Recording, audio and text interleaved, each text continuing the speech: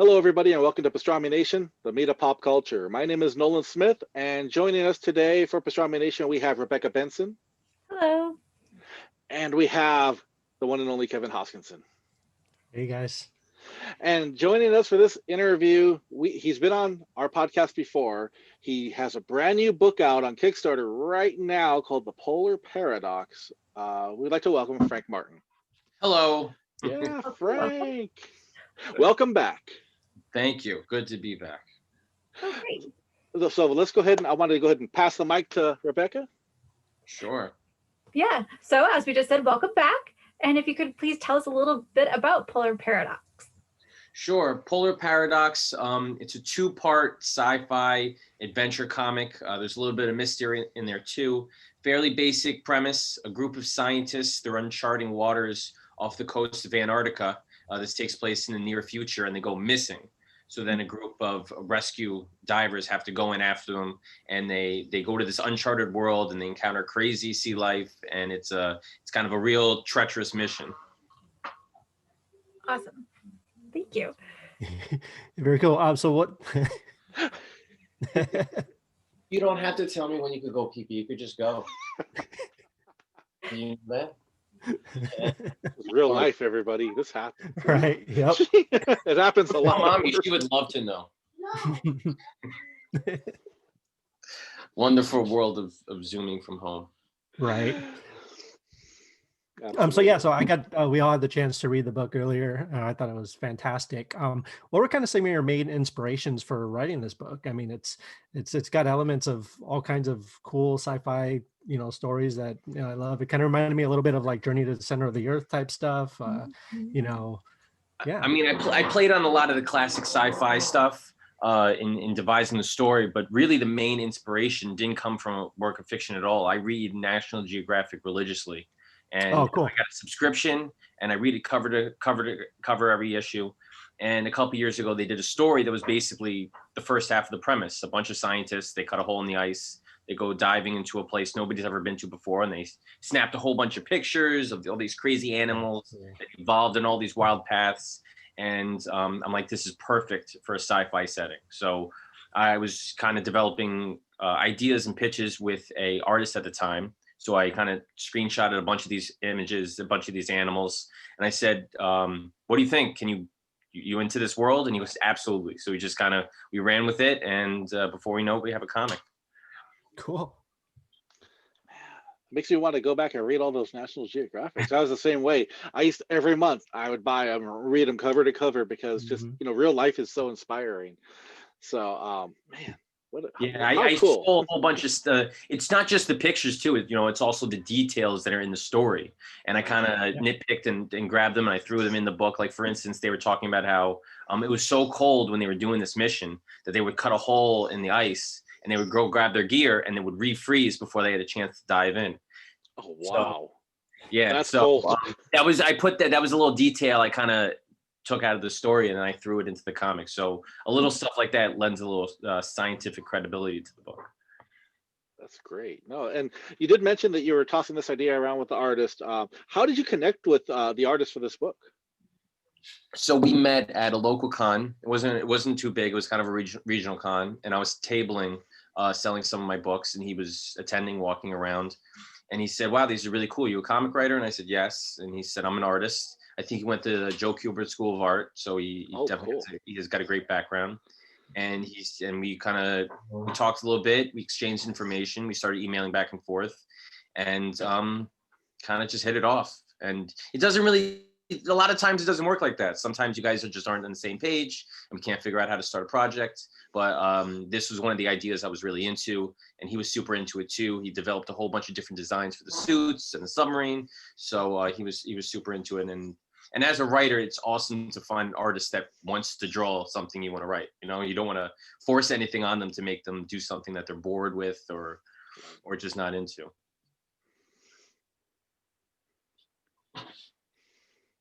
So for the characters, are they from the National Geographic, or were you watching something? Because I felt like I was on, their vessels and everything with them. No, I mean, not really. The characters are just kind of, especially from the divers, I just kind of took the standard archetypes of the team dynamic. You know, you got the cocky guy that always wants to mouth off, and then you got the leader, you know, like the Leonardo of the group, and then you have the soul of the team, you know, the heart that kind of glues them all together. So I kind of took those tropes and I kind of built characters around that, because when you're on an adventure, you need that kind of dynamic to play off of each other. Right. Absolutely. And it's kind of like who will survive kind of thing. And, you know, Yeah, and that's kind of the cool thing about doing something like this, a creator-owned property, where they're your characters. You can put them through the gauntlet, torture them, do whatever you want with them, kill them if you need to. Whereas something like a book with the big two, and you're putting a whole bunch of characters together, you know, you don't really have that sense of if the stakes, you know, because you're not going to kill off Batman if they go on a mission together. So it's awesome. You never really know what's going to happen around the corner. Literally, and you're, yeah. Absolutely. Now, talk to us about the Kickstarter project. How has it been going so far? So Kickstarter is going pretty good. It's going to be a 3-week campaign. It launched on January 12th. So now we're about a week in. We got 2 weeks left. Last I checked, we have like $30 to our goal. So I'm kind of like, the closer you get, the harder it seems to become. It's one of those things. So yeah, I'm pushing on, and we should be hopefully hitting our goal soon. It got standard cover, and Antonio, the artist, he did the standard cover. It's really cool because it's a double page like ensemble spread, and he cut it down the middle. So one cover is for part 1 and the other cover is part 2, and they're going to connect together. So I thought I'm super into that idea. I have it on the Kickstarter page, so you kind of see what it looks like. I got a variant book, print set available, so kind of standard Kickstarter stuff to kind of round out the experience. A lot of collectors are into that stuff. Oh, very cool. I'm excited for that. Yeah, I love the idea that it connects it. That's super cool. Yeah, it's I came up with the idea. I said, let's do an ensemble piece where we get all the characters in there, all the animals, and he really took that idea and just exploded it. It's really this huge, humongous thing where they're like in Antarctica, all the characters, and it's just a wild cover set that I think a lot of people are going to dig. Absolutely.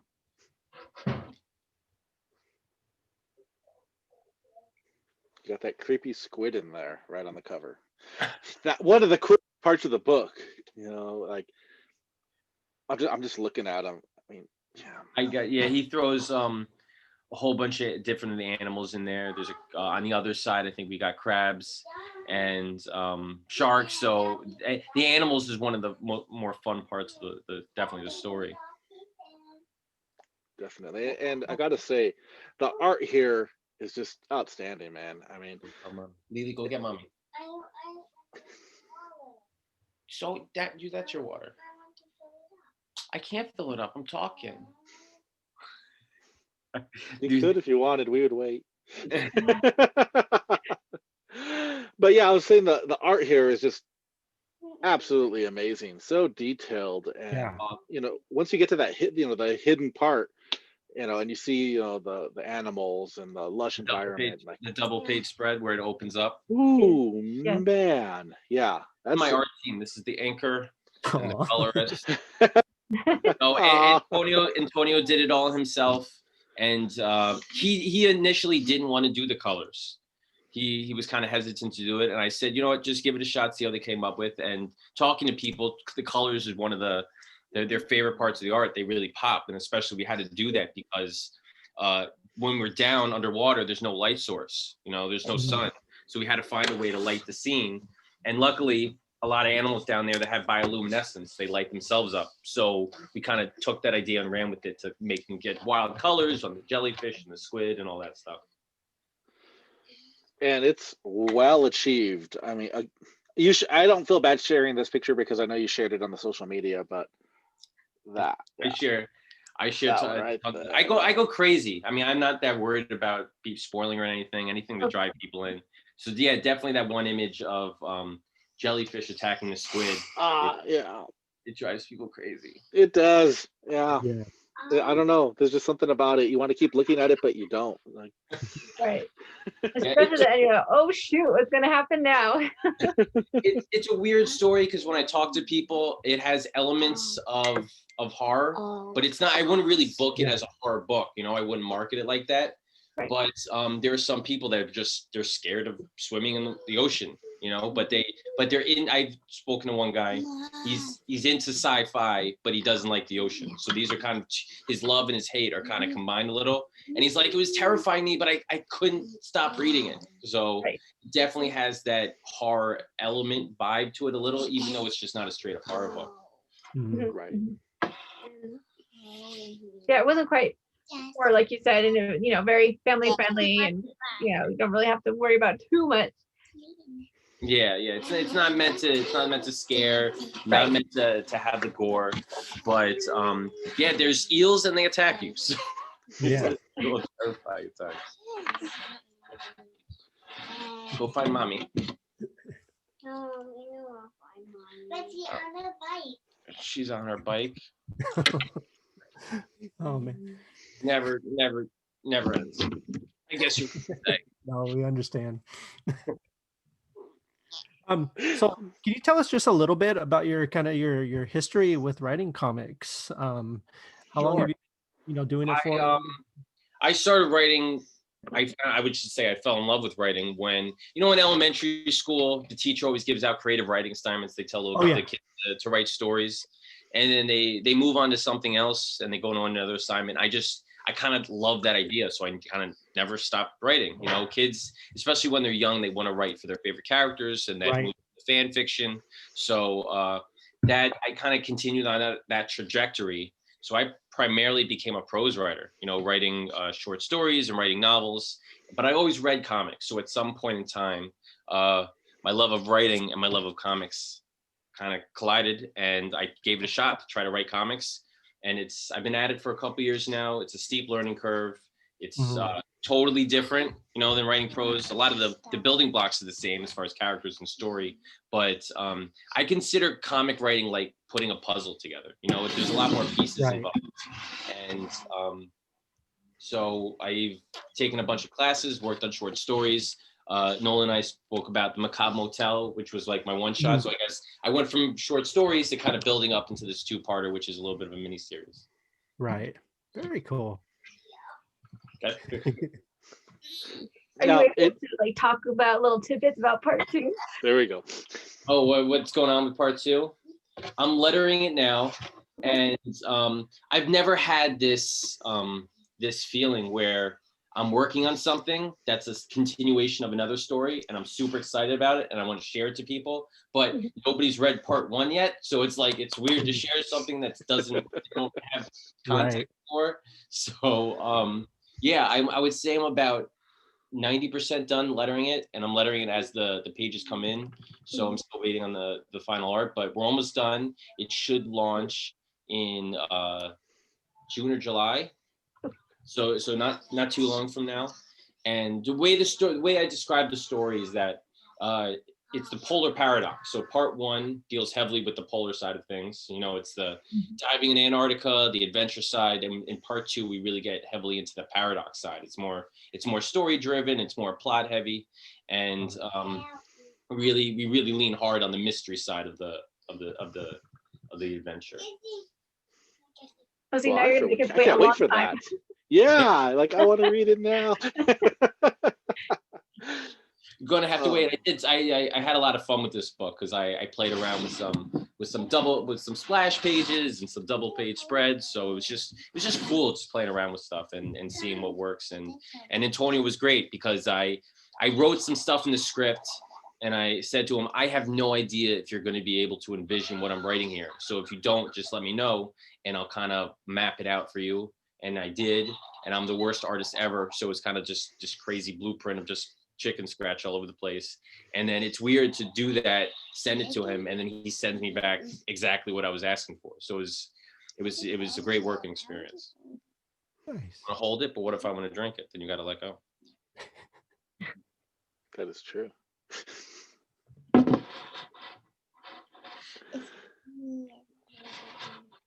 Oh wow. So the Kickstarter wraps up. You said it's a 3-week Kickstarter. So we're in week 2 now.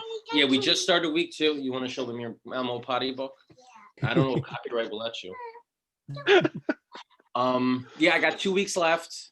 I'm not even. Everybody asks me about stretch goals. I'm like, I'm one of these people. I don't even think about stretch goals until until you reach the goal, right?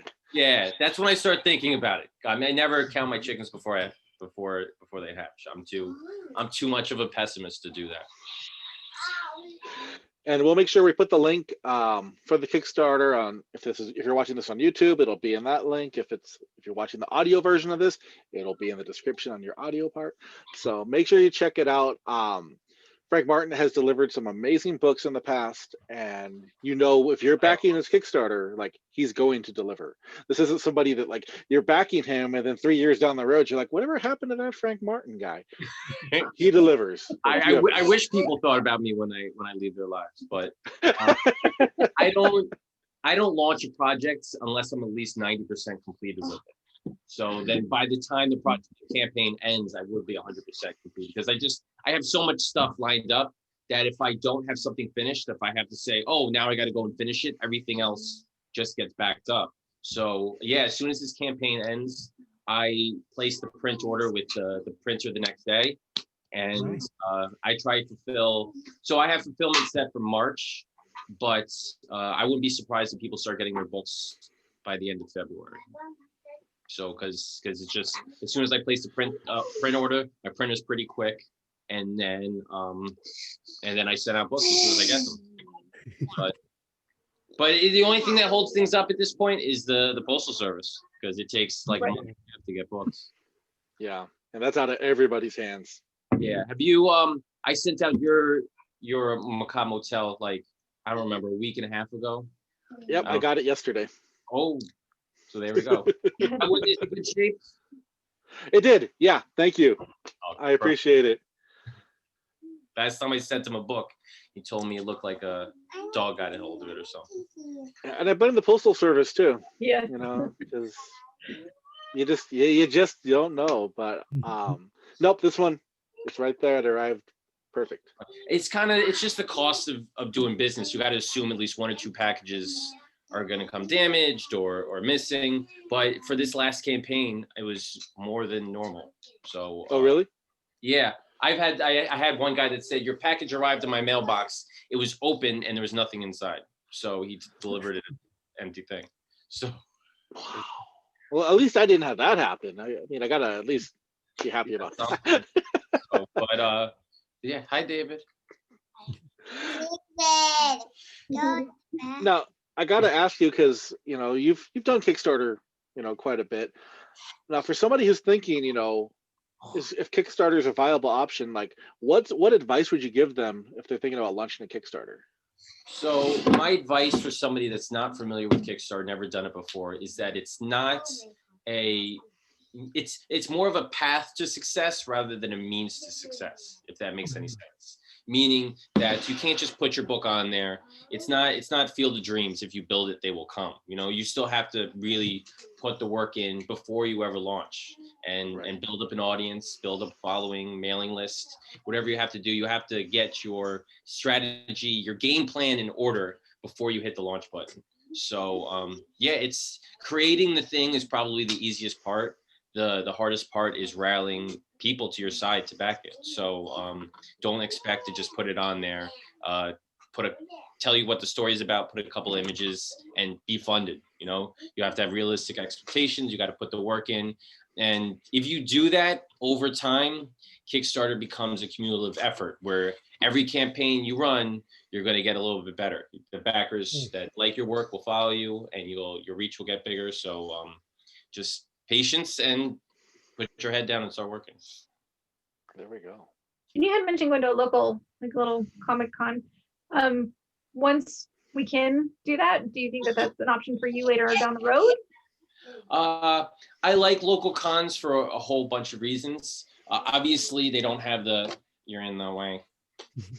Obviously, they don't have the reach of like the internet, but at the same time, the interactions you have with a con are so much stronger. You know, they're personal. There's nothing quite like putting a book in someone's hands and having them physically flip through the pages.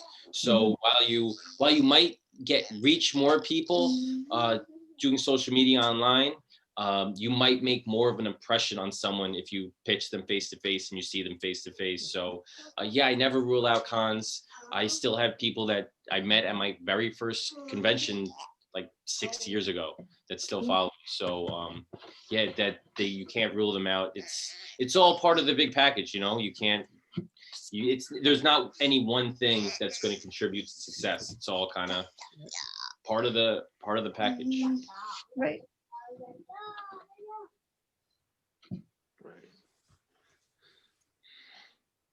Why aren't you in bed? I know, because you can't pass up an audience. That's why. That's what it is. It's a captive one. Okay, well, Frank, when it comes to finding you online, how can people find you online? We'll put the Kickstarter link, but how else can they find you? So I'm really simple. I'm Frank the Writer. So you can find me at frankthewriter.com is my website. Got a whole bunch of free stuff there.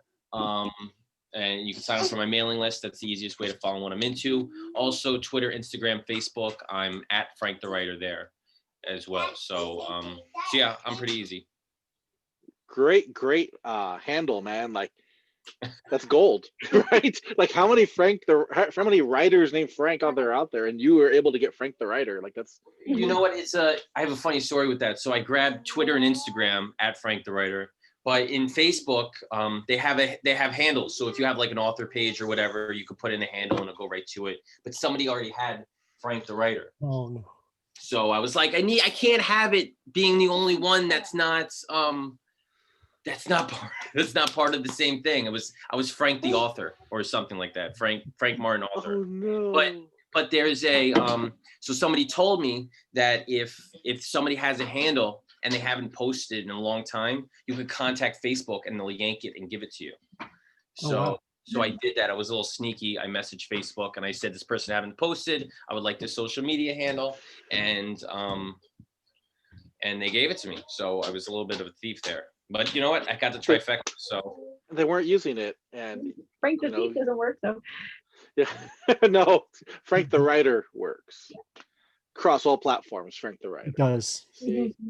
So yeah, I don't have to say if you want to follow me on this, I'm on this handle and this handle on this platform. So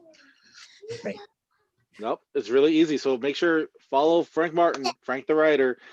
Make sure you check out his Kickstarter project, The Polar Paradox, Part 1. Part 2 will be coming later this year, but you have time right now to be a part of Part 1. So yes. Make sure you do that. I'll be checking that actually right after we get off this podcast. Back it so I can afford a babysitter. That's a stretch goal. First stretch goal, Frank gets a babysitter. That's gold. Well, Frank, we want to thank you once again. It's always a pleasure to have you on.